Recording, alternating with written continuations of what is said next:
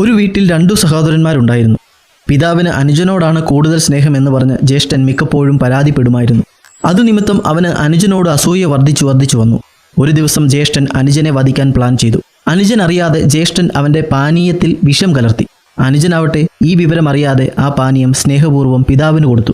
അല്പനിമിഷങ്ങൾക്കുള്ളിൽ പിതാവ് നിലത്ത് വീണ് മരണപ്പെട്ടു.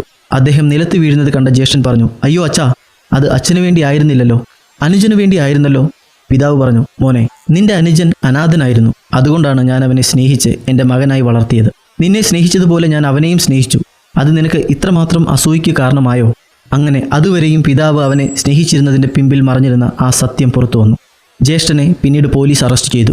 മറ്റുള്ളവർ തങ്ങളെ സ്നേഹിക്കണമെന്ന് ആഗ്രഹിക്കുന്നവരാണ് എല്ലാവരും. അതുപോലെ മറ്റുള്ളവരെ സ്നേഹിക്കാൻ നമുക്കും കഴിയേണ്ടതാണ്. സ്വാർത്ഥതയ്ക്കോ അസൂയയ്ക്കോ സ്നേഹം ഉളവാക്കുവാൻ കഴിയില്ല. മറ്റുള്ളവർക്കുണ്ടാവുന്ന നന്മയിൽ സന്തോഷിക്കുവാനും നമുക്ക് കഴിയണം. സ്നേഹമുള്ള ഹൃദയത്തിന് മാത്രമേ അത് സാധിക്കൂ. അസൂയ നമ്മിലുള്ള സന്തോഷം കൂടി നഷ്ടപ്പെടുത്തുകയുള്ളൂ. അസൂയ ആ ജ്യേഷ്ഠനെ പോലെ മറ്റുള്ളവരെ ഇല്ലാതെയാക്കുവാൻ പോലും നമ്മെ പ്രേരിപ്പിക്കും. അങ്ങനെ സംഭവിക്കുമ്പോൾ നാം തന്നെ സ്വയം നശിപ്പിക്കാൻ കാരണമാവുകയും ചെയ്യും.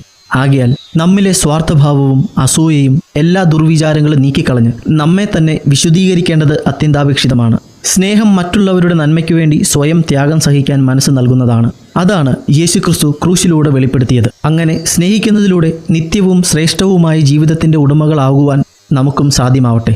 അതിനായി നമ്മെ തന്നെ സമർപ്പിക്കാം. ശാന്ത മനസ്സ് ദേഹത്തിന് ജീവൻ, അസൂയയോ അസ്ഥികൾക്ക് ദ്രവത്വം എന്ന് ദൈവവചനവും പഠിപ്പിക്കുന്നു.